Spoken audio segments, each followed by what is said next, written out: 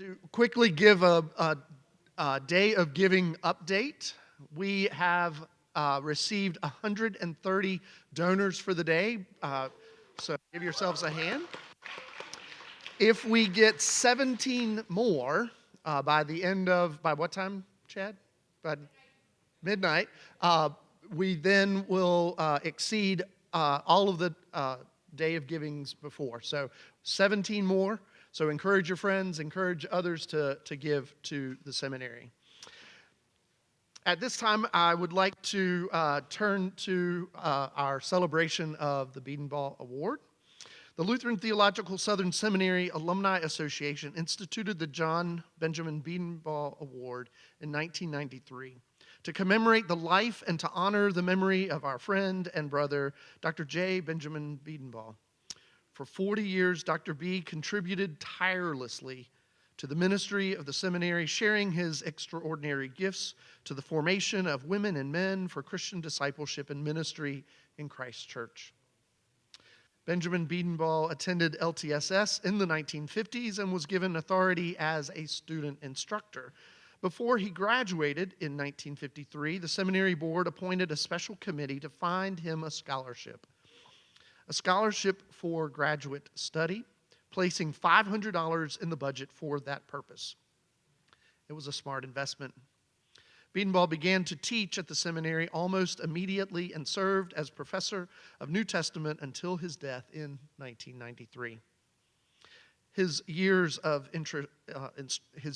instruction formed a foundation for many who would serve in parish ministry, as he cherished the specific role of parish leadership. The Bedenbaugh Award is presented annually to an alum of the seminary who is serving in or retired from parish ministry. The award is conferred upon an ordained minister who has demonstrated faithful leadership as a pastoral shepherd through the encouraging, bold congregational witness to the gospel, enabling dedication to the task of fulfilling the Great Commission, and in exemplary service to the church at large. Roll the tape.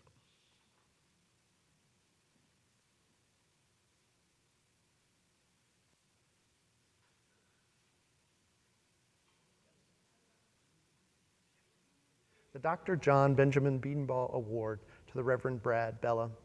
Pastor Brad Bellah is a 2003 graduate of Lutheran Theological Southern Seminary and serves as senior pastor of Shepherd of the Sea Lutheran Church in Garden City, South Carolina, since June of 2011. During his tenure, Shepherd of the Sea has become a significant center for outreach and service in the community. Under Pastor Brad's leadership and in partnership with dedicated volunteers, the Shepherd of the Sea Carol Hummel Food Pantry has expanded to serve thousands of people and neighbors each week. Over 40,000 people were served just last year through this feeding ministry. The pantry operates with a strong emphasis on dignity, allowing guests to shop for their own food rather than receive a prepackaged items.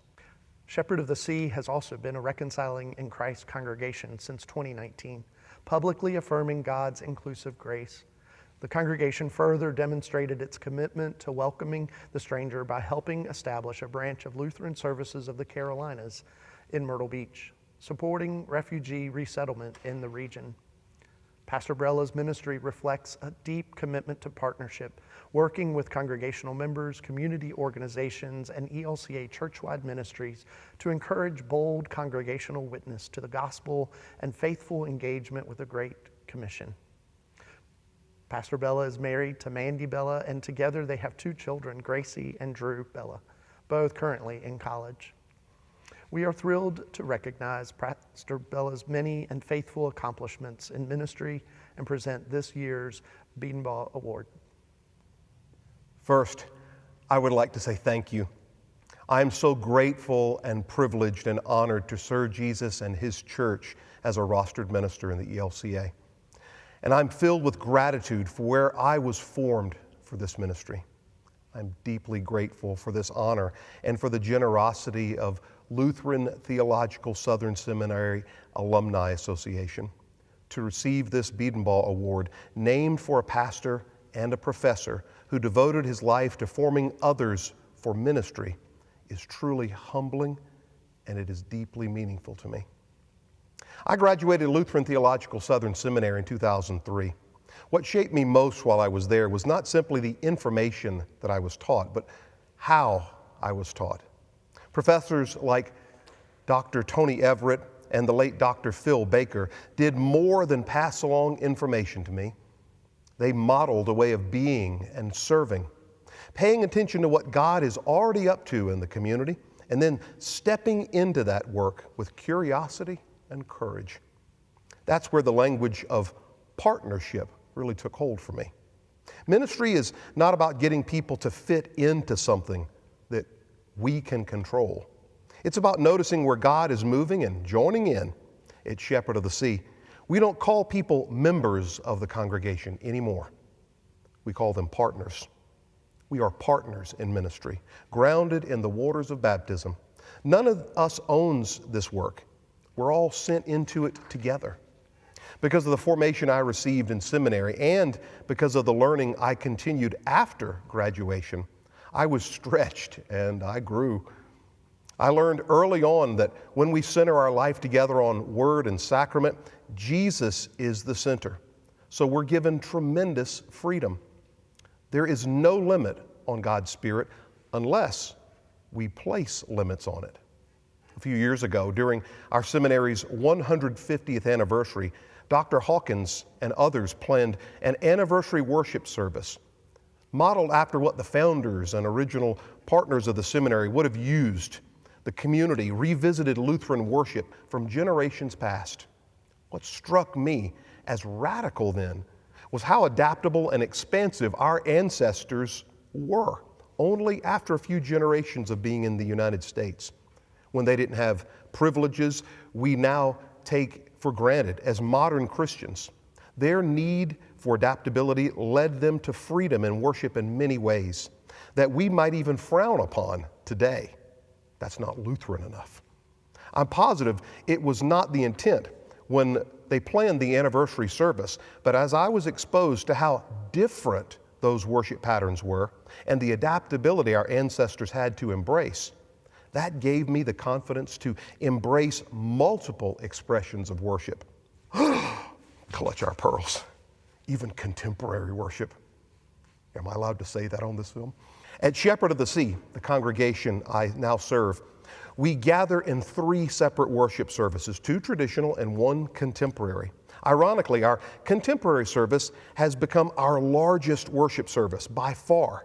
And it is also where many of our LGBTQ partners, our siblings in Christ, have found a home. People who often have come to us from evangelical worshiping backgrounds, carrying deep faith alongside deep wounds they have received from the church. Watching them rediscover grace and belonging has been one of the great joys of my ministry. Over the years, I've seen our ministry grow in direct proportion to our willingness to partner with our community. When I first moved to Garden City Beach and asked someone on the street what they knew about Shepherd of the Sea Lutheran Church, they said, "Oh, that's the church that kicked Weight Watchers out." Oops. Today, I'm pretty sure people still don't know much about our Lutheran theology, but they do know this: that Lutheran church welcomes people and they feed them. And I treasure that.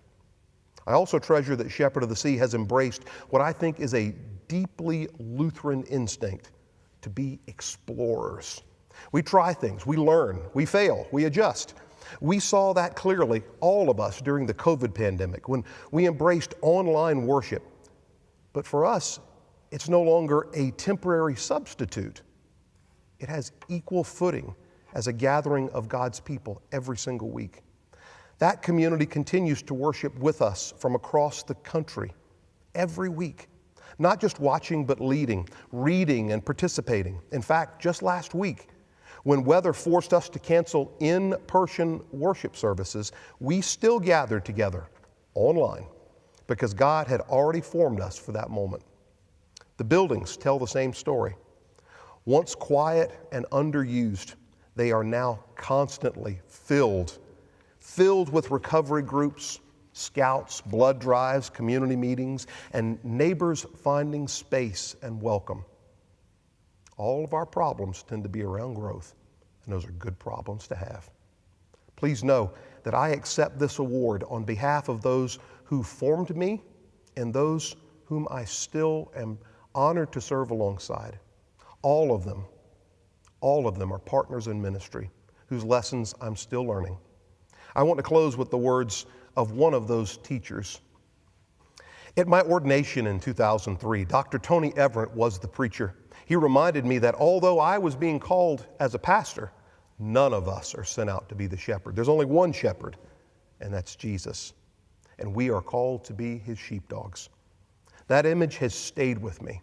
I'm honored and grateful to be a sheepdog in the good shepherd's field, always watching and learning, sometimes resting my weary head in the shepherd's lap, sometimes running at full speed, out of breath, accompanying his flock, but always learning and constantly amazed at what God is up to, looking forward to what God is up to next.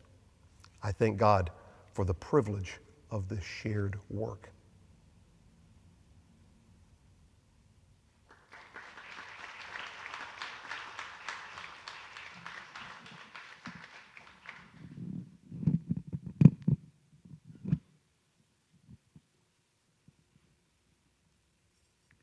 Thank you, David.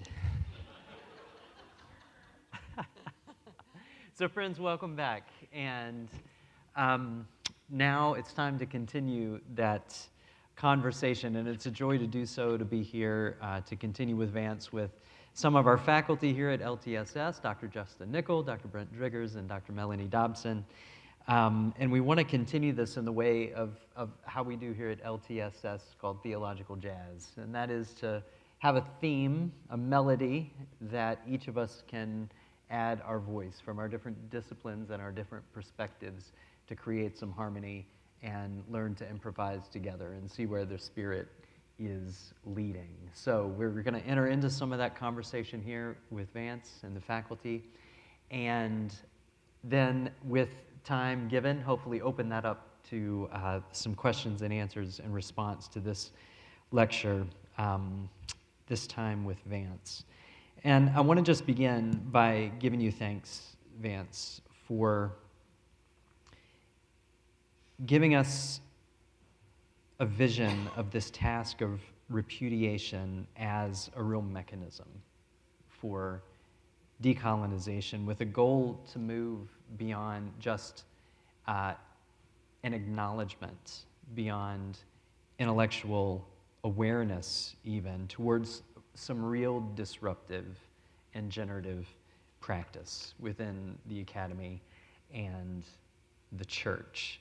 And so I want to begin with this question, just to open it up for our faculty panel. Thinking of that emphasis on repudiation not as just a historical statement or a statement on history, but a continuous rhythmic change to structures that sustain the doctrine of discovery. If we treat repudiation not as an act, but as part of the melody of our institutional life here at LTSS, what practices in our current curriculum, our pedagogy, our systems at an institutional level need to be affected by that, need to be changed?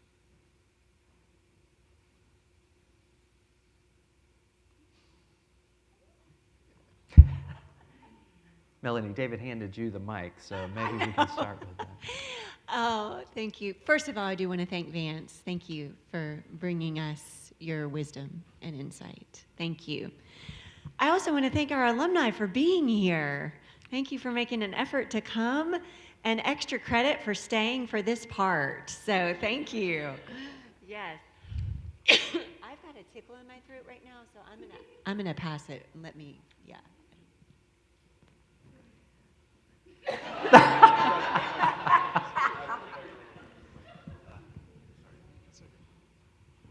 Okay.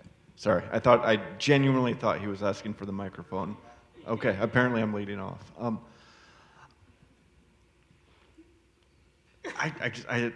want to ask questions, but I'm going to respond to the, oh, okay, is it, can I ask Vance a question? Is that okay? I'm this sorry. This is jazz, Nicole. Yeah, okay. This is yeah, jazz. fair enough.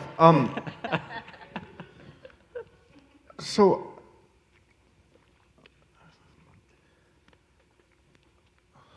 and I have to admit, I feel vulnerable asking this question because there are lots of ways in which it could be heard wrong. So let me clear the deck in terms of what I'm not trying to say. I'm not trying to lift up the following person as an excuse for the vast harm done by Europeans in this time period. I'm not trying to say, see, look, we had one good guy, so ignore the rest of it. I'm not trying to sort of lift him up as a way to keep us from doing the hard work that we need to be doing. What I am trying to do is to lift him up as a way to not foreclose on allies too quickly, not foreclose on potential allies too quickly, and as a way to sort of I mean, when we get into talks about justice and talks of ethics and these things, I mean, I often, because of my own academic training, exemplars are the first thing that come to my mind. Which lives are worthy of emulation, and then how do we do that? And so, one of the things I was wondering about, Vance, would be like how do you regard someone like, and I shouldn't say someone like, the one person in history that we have who sort of responded well from the European side. I'm thinking about Bartholomew de las Casas, who goes back to Spain in 1515 from this part of the world and tries to convince popes and kings to take back the bulls that they wrote that allowed for the terrible mistreatment and everything that you were naming. And it's because of his writings that we have such a detailed record of what happens in that period. He's one of the main sources for this. And so what I'm wondering about is, it's a question about, and this actually gets to the first question you asked, is one of the things I think constantly is about, I mean, where are there sort of counter moves in big sort of social movement, or where are there people who are drawing on resources that are being used to oppress and destroy, but are using them for different ends? And because they're familiar resources, I mean, de las Casas argues for the full dignity of the people whom he's meeting in very sort of recognizably Catholic terms. And I wonder about that as a move of allyship, as an avenue into allyship. And why I say it, and I think you can sort of catch all my caveats and concerns about why I introduced the question that way, because there's all sorts of ways in which introducing someone like De las Casas into the conversation can go wrong and be sort of put to the wrong ends. But okay, so to baseline the question then, sorry, after all that, should we regard someone like De las Casas as an exemplar and an ally, especially for those of us on the European side of the ledger, or is the history too fraught and too overrun that it's better to start clean? Thank you. Thank you for that question. So I think the first thing I will say is in relationship to the Catholic Church and what De las Casas actually helped to influence was the Catholic Church, the Pope actually, not the popes who wrote the doctrine or the papal bulls and the addendum, but rather another one who came later in the early 16th century. They actually did repudiate the doctrine of discovery. They did repudiate that edict, and they did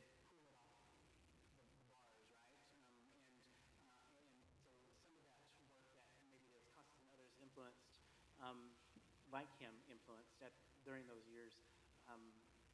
resulted in something like that.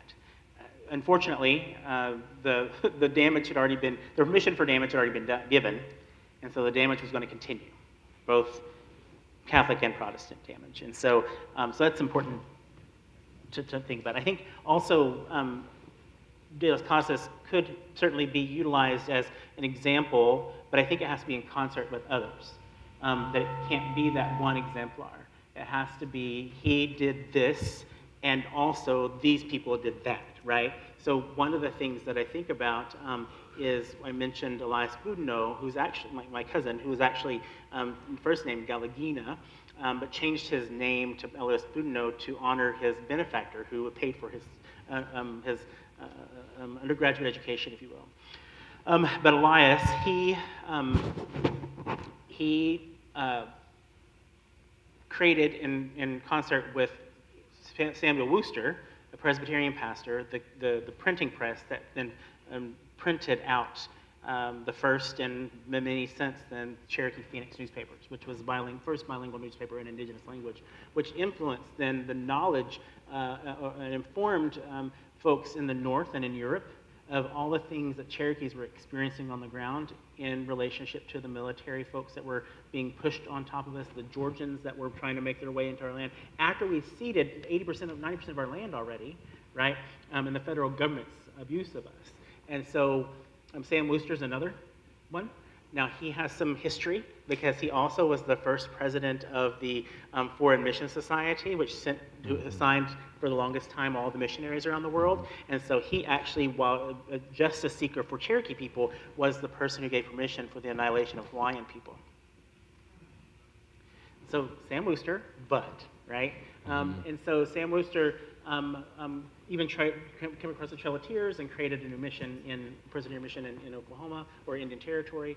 And so he would be one. But also then, what folks don't know is there were allies in the North. There were people who believed that Native people, Cherokees in particular, were people. Not even just the rich ones, but all of us, right? And that what the federal government was trying to do was awful. And there was a petition. Out of the 13 million people that were citizens of the new United States, those 13 states, over 1 million of them signed a petition. Now, this is before the internet, right? Today, I can sign a petition just with one click of a button, right? Then you actually had to put your name on something, and somebody had to go deliver that to you and then deliver it back to D.C. But there was 1 million signatures to ask Andrew Jackson not to force Cherokees or other Native people to leave and to not sign this Removal Act. He ignored that too, of course, right? So all those folks in the North and some folks in the South, but who were in business or in cahoots with Cherokee business, and Europeans who were on the side of indigenous peoples and seeing us as peoples, are another example of folks that are exemplar. How are you actually going to do something? They actually did something. They signed something. Wasn't all that much. Maybe they weren't going down to Cherokee to stand in front of folks, right? To stand in front of that militia that was headed in, but they were aware. They were staying up to date. They were being conscious. How many of you have read any legislation in the last 2 years about anything indigenous in the United States? Right. And so those folks were reading, right? They were actually active in that work. And then the last example I'd give, and Dr. Melanie here will attest to the fact that we talked about the accompaniment. You talk about accompaniment in your classes, and and she mentioned it at lunch, and I'm quiet, right? Because accompaniment, I get it, right? And I think the elements in the recipe of accompaniment are great. Mutuality, all, other pieces of that. But the model of accompaniment doesn't work. Yeah. And we as Lutherans especially, not just Lutherans, but Lutherans especially, are like accompaniment, but it's still paternalistic. We choose whom we're going to accompany, one, in a way that doesn't feel healthy, even today, under that umbrella. And then two, accompaniment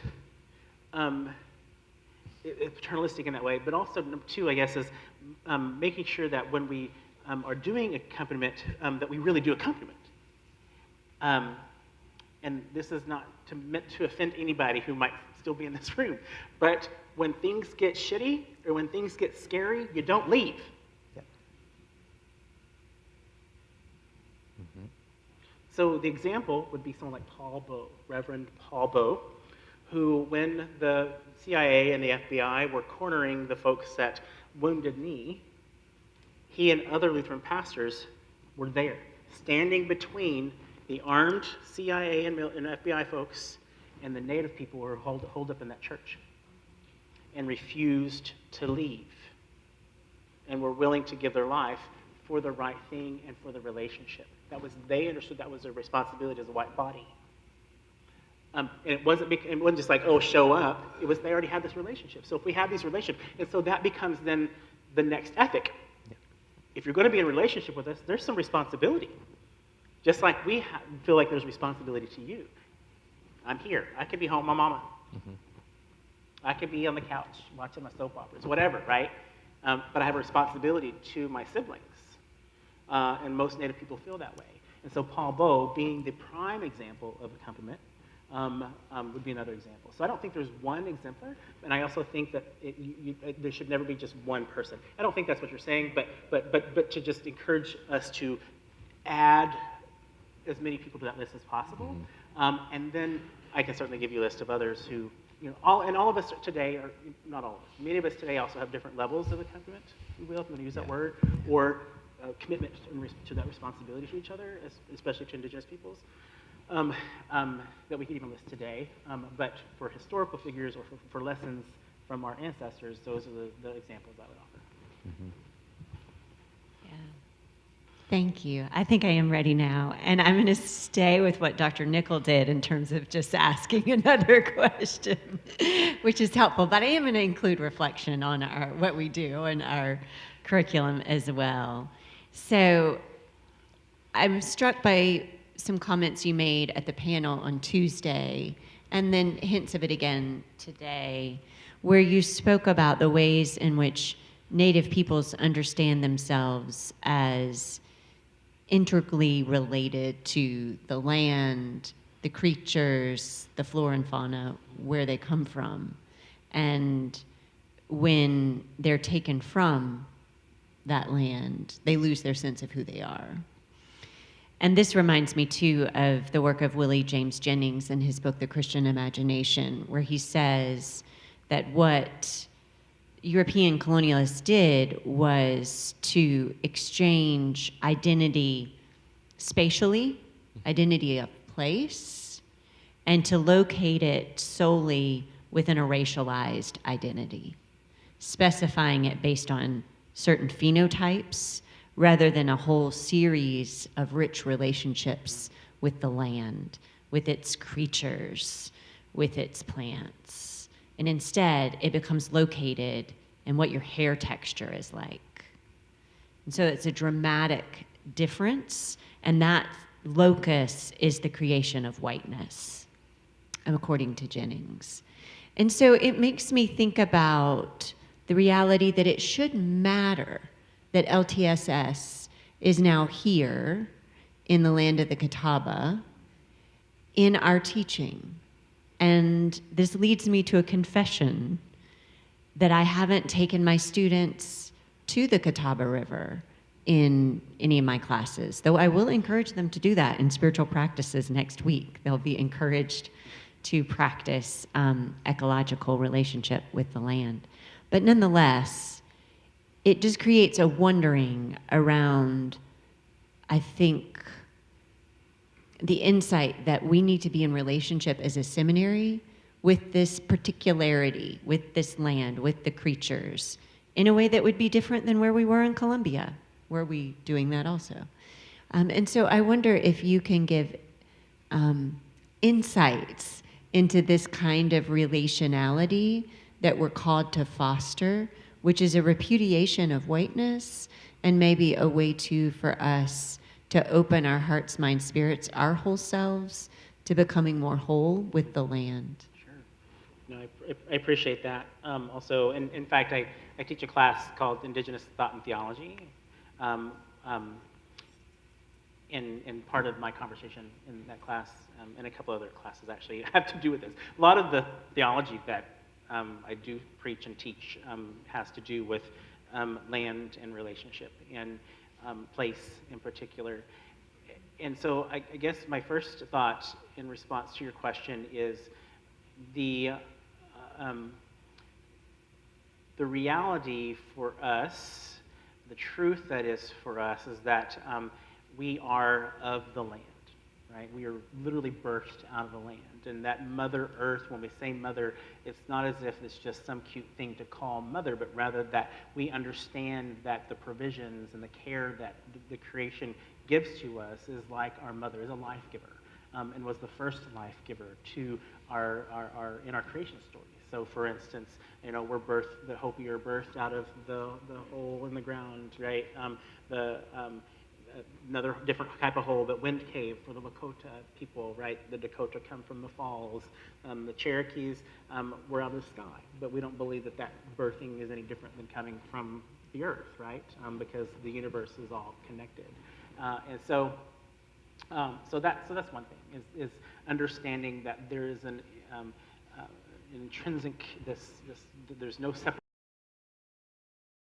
Right? We have theologies around the world that say, I don't know who I am without you. Certainly indigenous are the same way, but it's more expansive than that. It's not just the next human being, right, human person, but it's also our more than human relatives, our more than human people.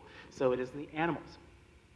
It is especially the animal that feeds us, right, that sacrifices themselves for us for our very sustenance, and in some cases, our very survival. It's another whole thing we could get into, is sustenance and living versus survival. People think that indigenous people are just surviving on the land. Trust me, we were very wealthy people and a very different understanding of wealth. And so, but all that to say, the more than human relative is also reflecting. But also, those more than human relatives are not just animal creatures or animal people, but rather the plants, the sky, the stars. And we're connected to all those things too. And so the way in which we understand our location, sometimes for some tribes, is where the stars are and how they move around us. That locates us, right? And that's of us as well. And so we then create ceremony, or created ceremony in historical times around how an animal might have been important to us, or how a particular thing happened at a certain place, or the provision of rocks for our sweat lodge in this place, or the ways in which trees were growing a certain way in this part of the woods because of where they were located on this side of the mountain versus over here. And they gave us different gifts than these trees did. So we're going to have this type of ceremony over here and that type of ceremony over there. And so when we're removed from that, and we get to Indian territory, and people are like, oh, we need something, we need ceremony, and our medicine people were like, and our spiritual leaders were like, we can't do ceremony in the same way. Yeah. And Cherokees, who are just lay people, right, are like, why? Because those ceremonies belong to the place we came from. They belong, we created that to honor those particular animals there, or that particular animal family that we had been in relationship with for generations, who sacrificed their daddy every winter to feed our village. And yet then another buck springs up in his place, and we only take one or only take two. When we've been in a relationship with that deer family for generations, so we're going to create a ceremony around deer. Same thing with fish or with birds, or those types of things. And so all that to say, we were taken away from all that. So place isn't just about, oh, this is where I live, and and just not about me being birthed out of that place, or our people are from that place. It's also about our relationship and the ways in which our relatives were sacrificing themselves for us in those spaces. And so going to a new place, being separated from those ceremonies and from our spiritual lives, meant a whole new thing, right? It's apocalyptic. And spiritually, a spiritual apocalypse, in that we have to then fill it with something else. Try to heal from what we've lost, not just our houses, not just our family connection, because so many of us died, right, on that trail.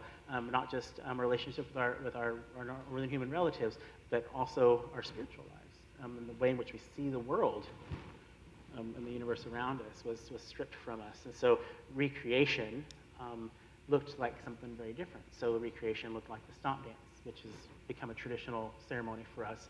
And then the next easiest thing because it was pushed on us so hard, Christianity. Does Christianity look like or preach the same things that we were preaching to each other and around responsibility and relationship? No, right? So Christianity wasn't a healing space. It was just something to take up our time. It was something to take place of something that we were missing, but it wasn't anything like what we were missing. And the words were not the same.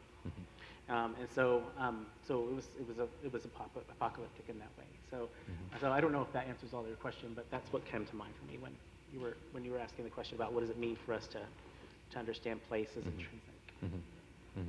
So.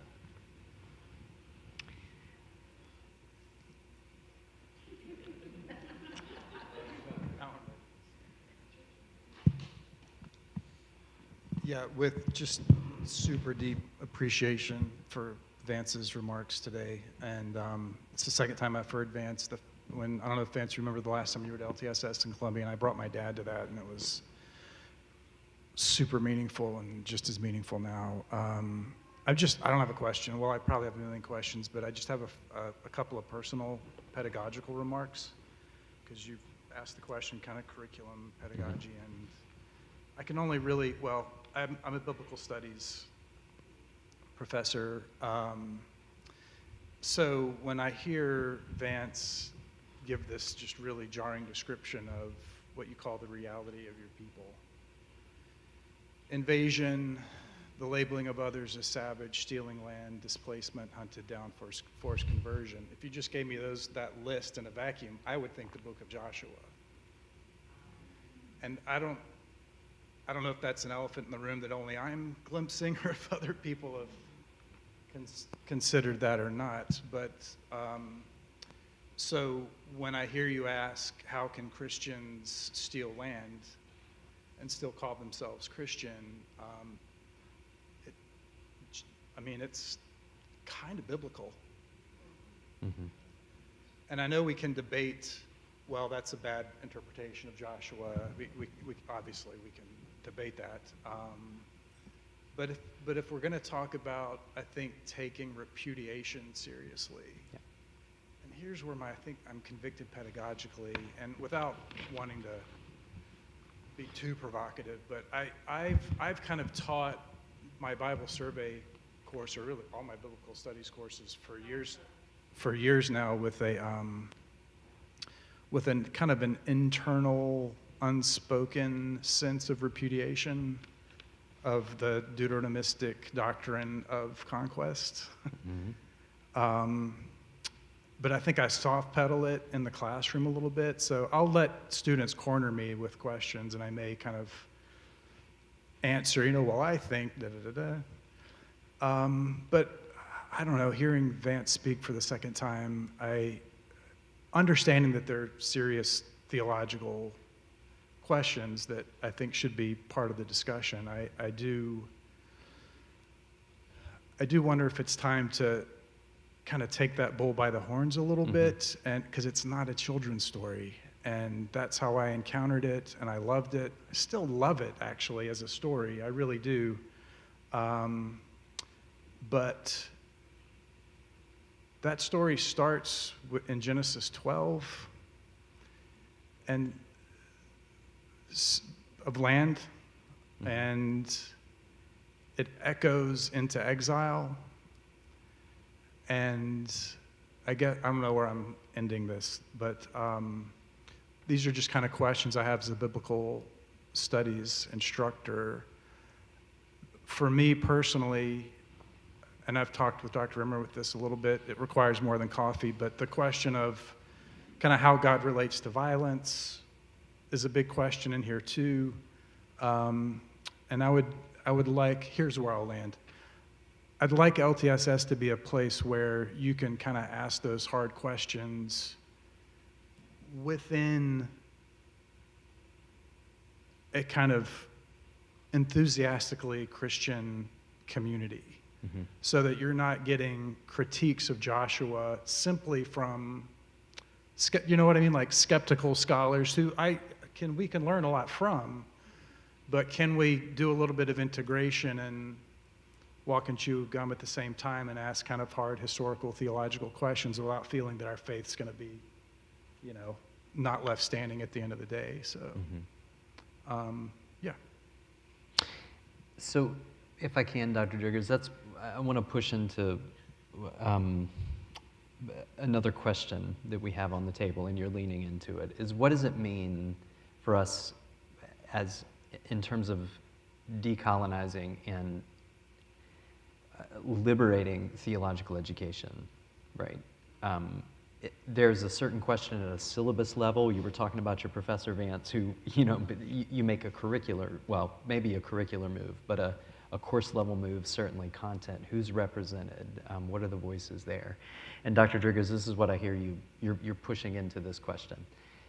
Vance lifted up dissonance, right, between what we can claim, what you hear in faith claims, the example of the 10 Commandments, and yet what you do systemically as people living out of a faith, creates that dissonance. So if we were to stick with the jazz theme, dissonance is not a problem in music, it's a call to resolve, right?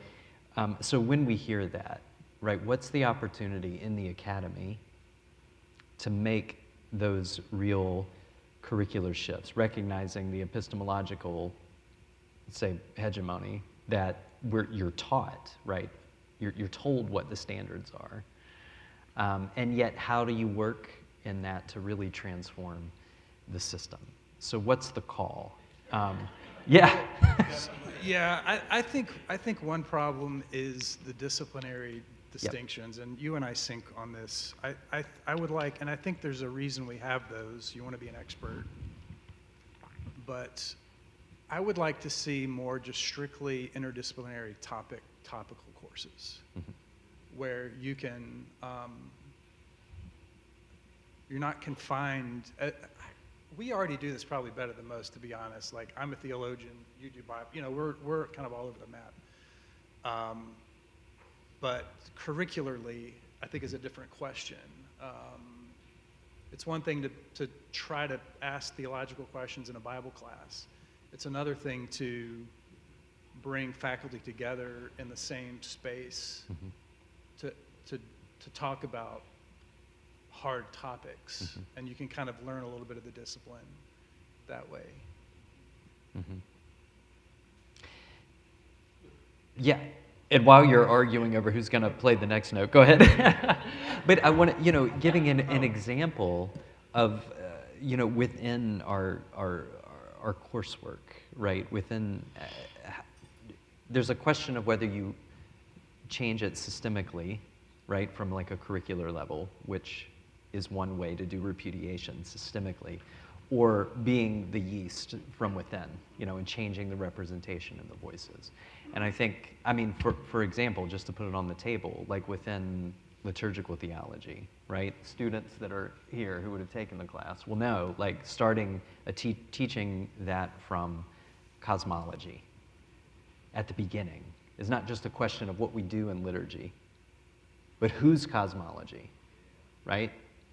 Now look at Christian ceremony and say what is the intersection in time and space that's actually happening and what we think we're doing, right? This is just as an example. So, you know, it's still within curriculum, but you change that from the underside. So there's sort of repudiation as pedagogy. There's two different ways to get into this. That's sort of what I'm, you know, pushing us into. What do you think? I see Nickel with the mic. Yeah, we just keep passing this thing back and forth. I mean, I think part of what it calls for as teachers, and this is a delicate thing because there's mutuality even in what I'm going to say and that kind of thing, but particularly from students who come from a very different place than us socially or culturally or whatever, to genuinely trust that they know what excellence looks like in their cultural context, and to in those situations, one, to learn what that is, what that looks like, and then to assume something of a shepherding role in the midst of that, as opposed to saying that and Dr. Rimmer, I don't hear you saying this in the question at all, that I don't want to give up on doing things well and on teaching and on learning to be something, being formed in a particular way, but there's got to be a giving over or a sharing of the authority of what it looks like to do something well based in a sort of cultural context, or and I think, and again, not to turn this into an infographic for LTSS, although go LTSS. I think you can't do that if you don't really get to know your students and care for them and want the best for them. And I think that bit is already it's sort of deep in this place. But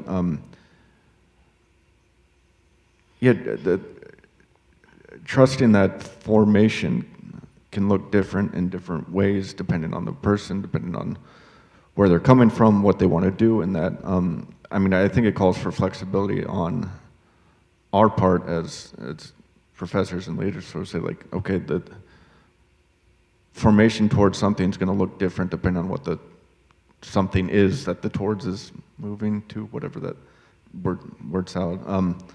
And so, being willing to play different roles with respect to that, I think is one thing I would name as sort of a leavening move.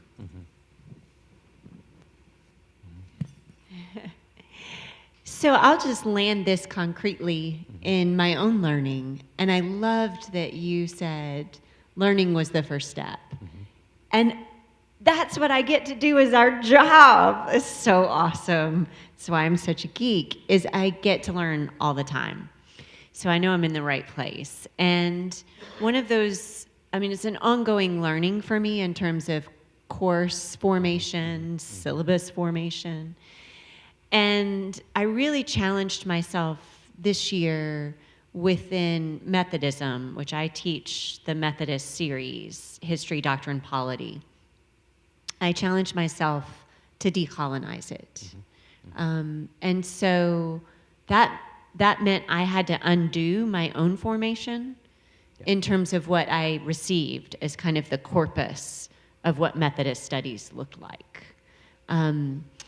And that meant I did a lot of primary source reading on indigenous Americans who became Methodist. And I found those texts and I included them in the course, along with Latino Americans who became Methodist and Korean Americans and African descent Americans, and brought in a lot more of their voices, a lot more primary sources, and spent a lot more time telling the stories of their resistance, their advocacy, their witness. That was inspiring, I think, to the students in this semester, and to me too. I learned a whole lot in the process of undoing my own formation as a part of reforming that particular course. So I'll just say concretely, this is an ongoing journey, I think, for all of us. Every time we formulate a syllabus, every time we look at a course, whose voice is not here? Who needs to be included? So that we're learning from the gifts that our indigenous siblings bring and all our other siblings. Because in the end, that's what Christ's body looks like, right? So. Yeah, so I would just offer, well, first I'll say one of the other things that I do, because I don't do enough, apparently, is I, while working at the LCA, partnered with Pacific Lutheran Theological Seminary and the Association for American Indian Alaska Native Lutheran Association leaders to create what's called the Theological Education for Indigenous Leaders certificate program at PLTS. And so that program is modeled after TEAM, so a team system, the one that's at PLTS in particular, for Indigenous students who are already doing the work of a pastor or a deacon in their congregations because they don't have a pastor or a deacon and haven't had for a decade. So they're bivocational, so they're doing worship on Sunday, maybe doing some activities during the week, but they're having to work full-time to support their job. So they can't leave for seminary. They don't want to leave for seminary. They didn't expect themselves to be in this position, but now they're feeling called. So giving them the things they need or want to have them be better at doing ministry with Indigenous people. So TEAL is this obviously different model than, say, 4 years of seminary. They go 2.5 years, and you know it's some study at home, kind of not really, but mostly in our meetings together, and we meet 3 times a year. And so, so this really begs the question. For this question. Why do I have to create something special for Indigenous peoples in theological education? Mm-hmm. Why, when I was a seminary student, did I not hear anything from any of my professors, except for in constructive theology, anything about Indigenous peoples unless I brought it up? Who are seminaries training me as an Indigenous person to do ministry with? Because the people in my community are not like the people in Hickory, North Carolina, or Eagan, Minnesota, or Spokane, Washington, who are Lutheran. So what does it mean for us to have to create something special? And why is it that I didn't get to see something that was more appropriate for me in theological education in this church? Some will say, oh, numbers. But I would say, money, right? Let's be real. That's kind of your illusion, right? We have some things that we have to deal with in addition to wanting to do the best thing. We also have expectations and heritage. Okay, that's fine. But what does it mean that we state that we are a global church, that we state that we are committed to justice and diversity and inclusion? What does it mean that we state that we are about making sure that everybody has access and do theological education, even though that's not really true? Again, student loans will tell you that because other folks can't take those loans out like I did, and we're not guaranteed a scholarship anywhere. So again, first question is, what does it mean that we have to create something special for these Native students? And they wouldn't normally get it in just team and or theological education generally. And then secondly, I think to the point of this question also, at least when it comes to Indigenous inclusion in theological education and shifting systems related to how we're expected to do, how we want to expect ourselves to do that relationship to repudiation, I think people, individuals, and systems would have to first believe that Indigenous peoples have something to offer. Yeah. And that what our belief systems and what our faith statements and what our theology is real. And that's the part I didn't get to in my presentation. That what we believe is just as real as what we're teaching in seminary. Mm-hmm. And so, but we won't ever get to inclusion of Indigenous thought and theology in our seminaries if our faculty, staff, and administrators and others truly begin believing that that's valuable. Mm-hmm. And that it isn't an add-on to what we already believe, but might be a truer message. Yeah. Why? Because Jesus was Indigenous and tribal. Mm-hmm.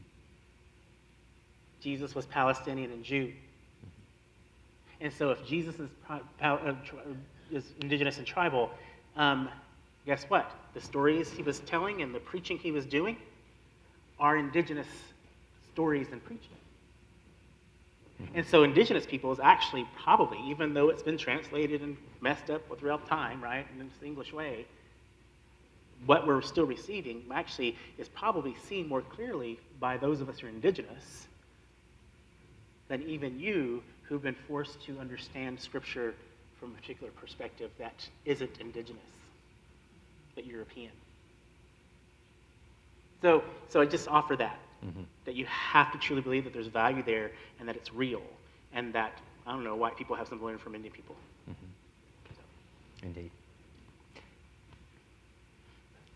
Can it be valuable and real and not truer? Well, that's what we're told it is. Well, I'm wondering about not simply just reversing the power dynamic. It's not about power. Well, not simply you said that indigenous eyes can, or might be able to see the gospel in a more true way.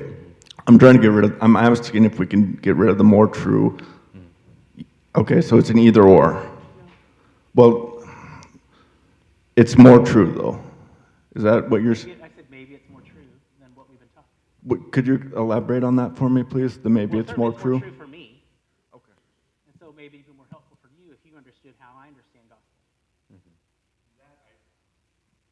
Totally. And that as because you could also say that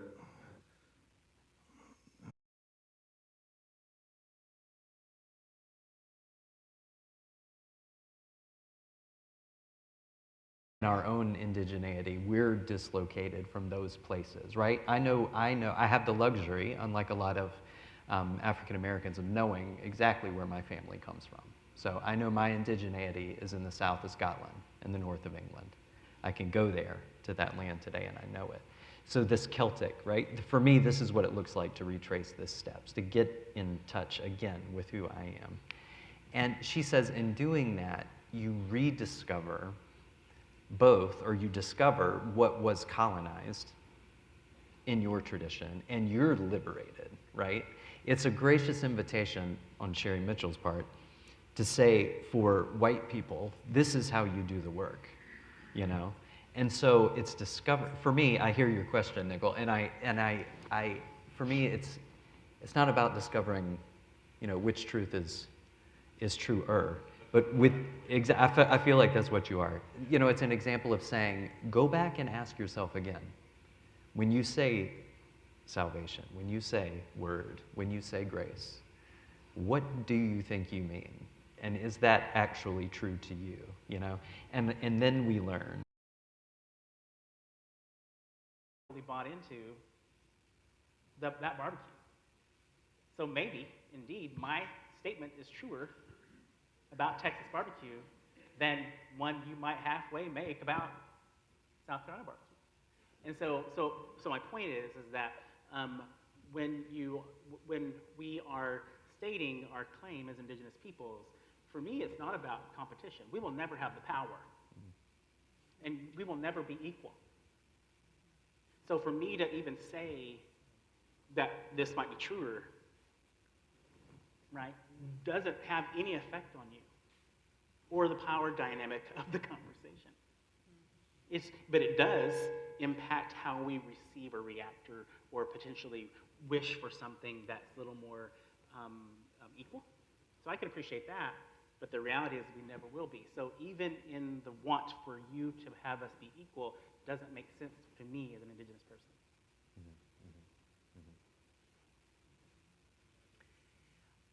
I am. Texas barbecue, by the way, is indeed the best. I guess what I heard was at least the agreement that either Texas or North Carolina barbecue or there's South. Anyway, that's another conversation. Yeah. So bring me back to that conversation. Yes, indeed. So I'm watching the time, and we only have a few minutes left. I want to open up for a few questions from the audience as well before we wrap up and close. So get those ready, and Vern and Sam have microphones. But what I want to do is while we open up for some questions from the floor, I just want to ask, out of appreciation for you reminding us that the call to repudiation is our work in all of the sectors of the ecology of the church, and the academy is one. I want to end for the panel, as the audience gets ready to ask, with a question that Vance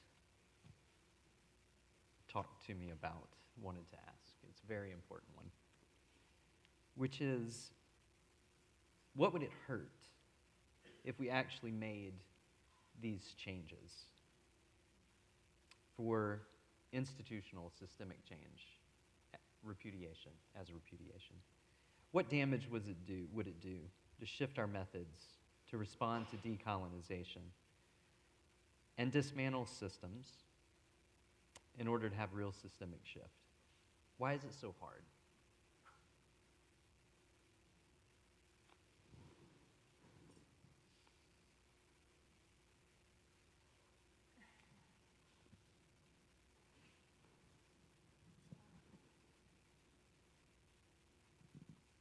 I'll just say briefly, I think the virtue of humility is hard for those of us who've been conditioned to be in power. And the thought of not having it induces fear. And we live in a culture right now that's saturated with fear around the loss of a dominant status. So what the invitation to humility really is to ground in the earth. That's the root of the word, humus, which, again, we are joined together at the site of the dirt. This is indigenous wisdom, but it's also Genesis wisdom. Yes. And what we gain is just real nourishing soil. Mm-hmm. What we gain is all kinds of fruitfulness together. What we gain is beauty. And we realize we were told to be afraid by those who had power over us, even. And instead to embrace the beauty of Jesus' call to be the beloved community, the body of Christ. And Genesis is indigenous, yes. Indeed.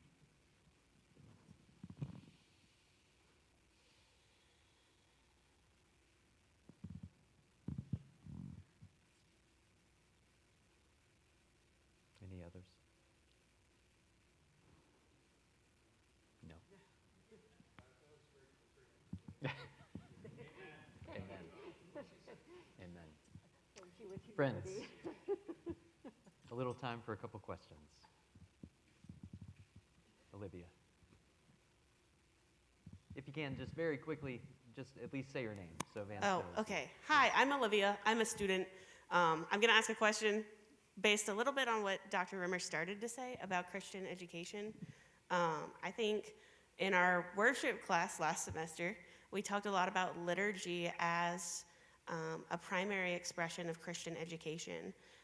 And I'm curious if we could maybe elaborate on the idea of what we mean by liturgy in Christian education when we examine it as a weapon that's been used to destroy the sacred practices of others. Mm-hmm. Mm-hmm.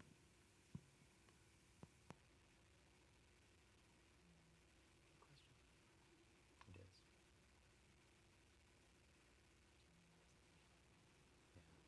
Do you want to? I can.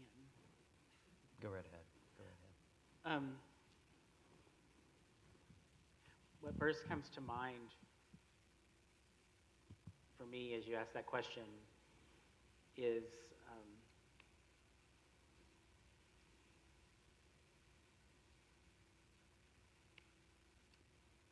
I guess it takes you back immediately and maybe think about something I already said today, which is,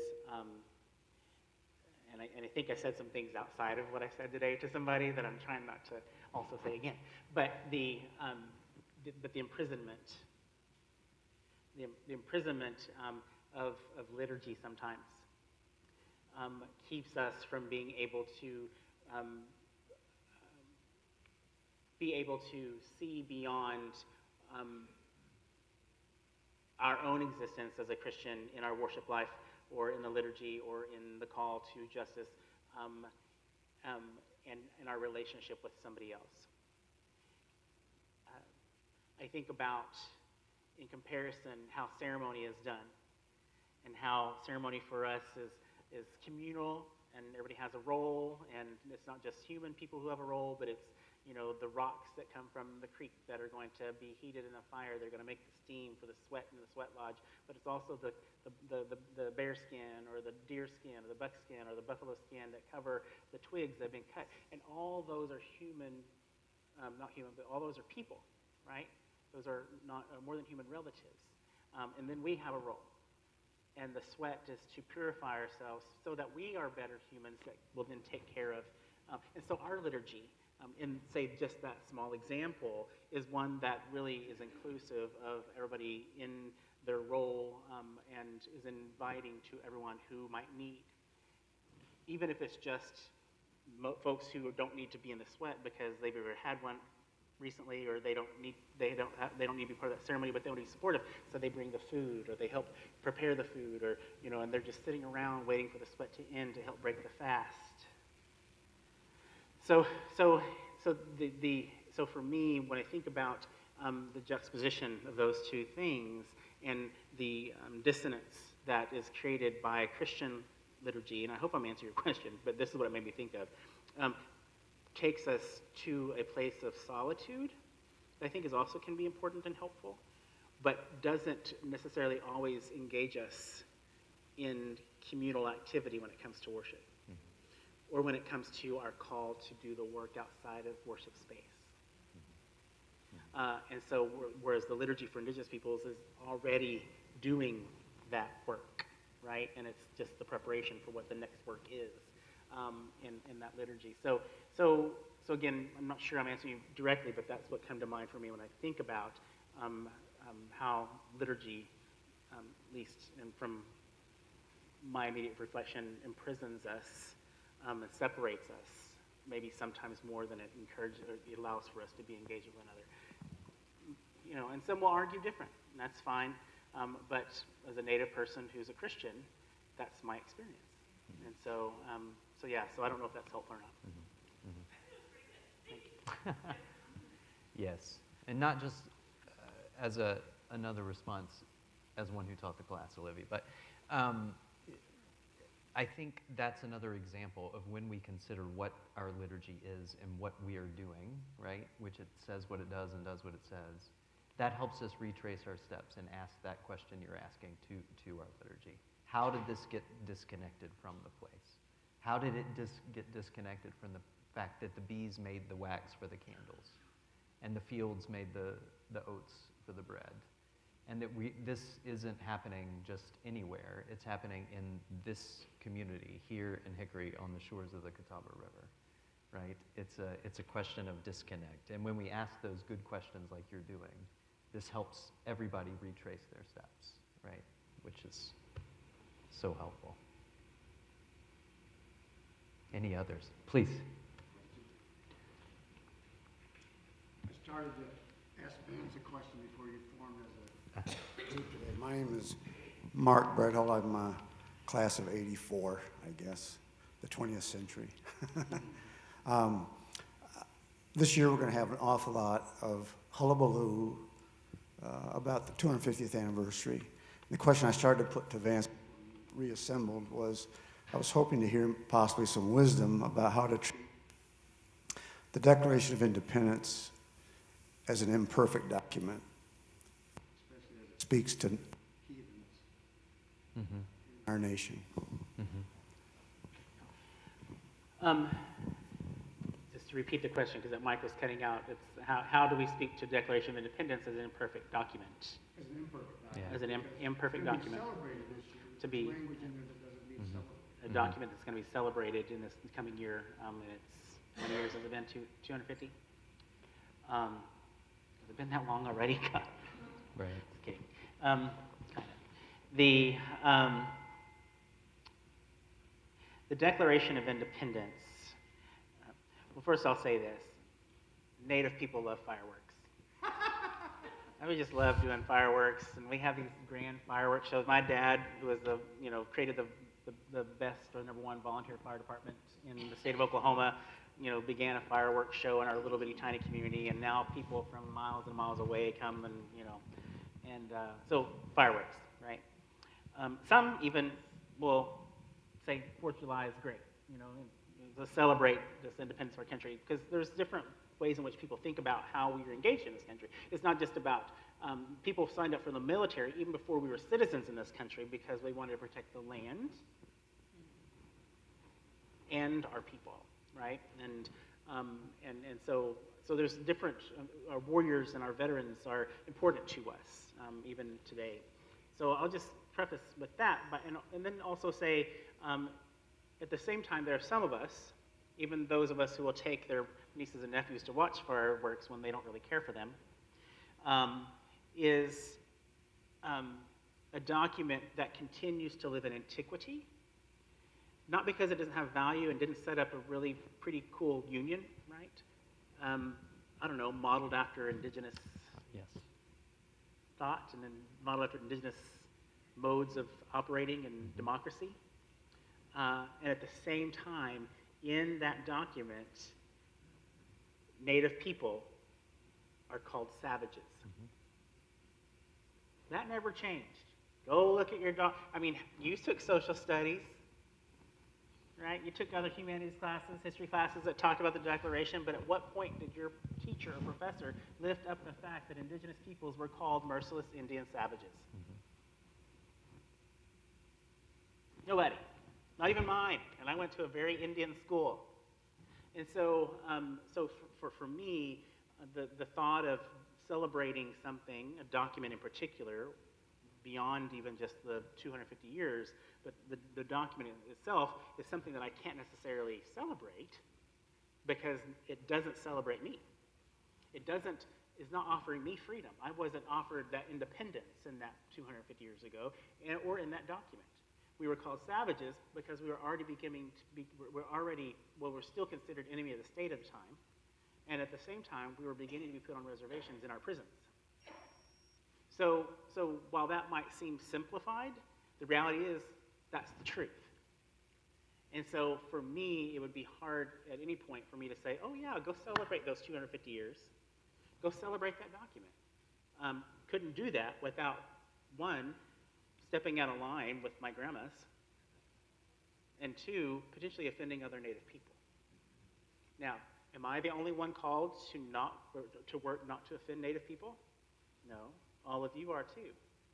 So what does it mean for any of you who might be preparing to celebrate that document? Mm-hmm. Right. So that's tough, right? People don't like when I answer questions honestly like that, but that's the reality. Mm-hmm. Is I have a conviction not to celebrate a document that dehumanizes me and the people whom I love. Even if I wasn't Native, I'd like to believe that I would not celebrate a document that dehumanized people and the people that I should be looking to love. Mm-hmm. That's my answer. Thank you, Vance. And that's another clear call to the task of what repudiation looks like and what it means. I have to recognize the time, only because we are making space also for those of the music department who will be here shortly at 4 o'clock to start one of their events as well. So we do have to draw this to a close, but I want to end by saying some words of gratitude. And first to our advancement team, to conference and events, big round of applause to all of them for making this an amazing time. To Christy for tireless work.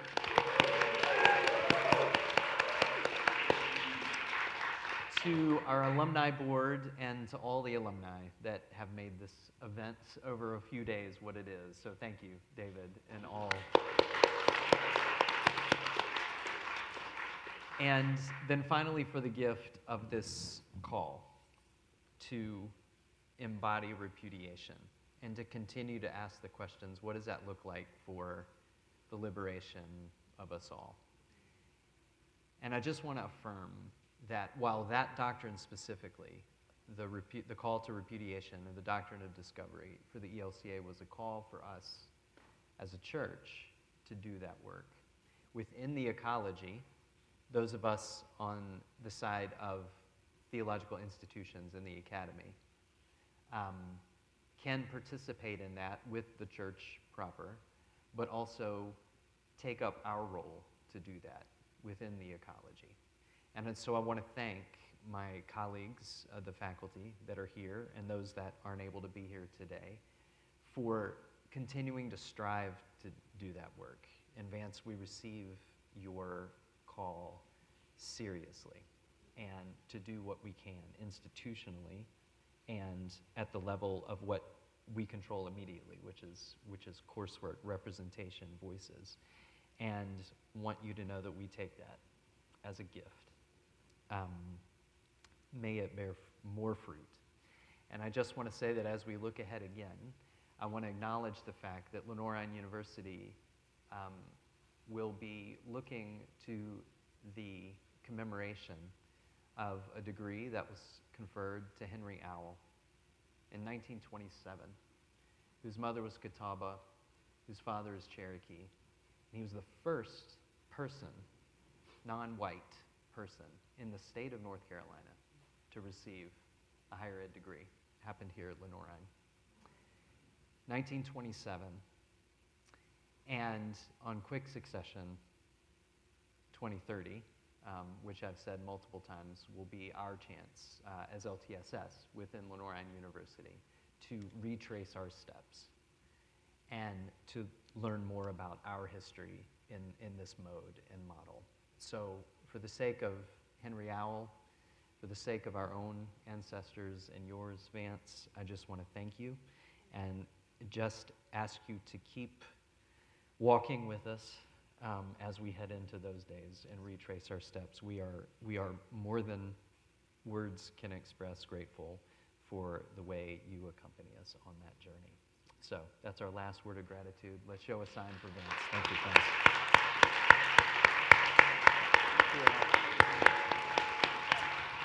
Thank you, friends. Safe travel, and we'll see you next time. Oh, no.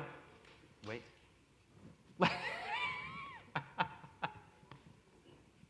Thank you. I should have said at the, I'll do this real quick. I should have said, because we did the video, Pastor Brad could not be here because he was at his senior daughter's senior symposium in Columbia, and so he could not be here, and that's why we did the video. I have an update for our day of giving. We have officially set a new record of givers with 148 donors so far today. Woo-hoo! So, Chad, if I may, invite you to stand for a benediction from the Bread for the World liturgy. I am a campus pastor at Newberry College and work with our Wolves Pantry, and so this Bread for the World speaks to me often. Because the world is filled with fear, go with courage. Because the world is in despair, go with hope. Because the world is starved for something real, go with truth. Because the world is weary of wars, go in peace. Because the world is not always fair, go with justice. Because the world is poor and starving, go with bread. And because the world will die without it, go with Christ's love. Amen. Go in peace to love and serve the Lord. Thanks be to God. Thank you. Thanks for all the effort it takes to be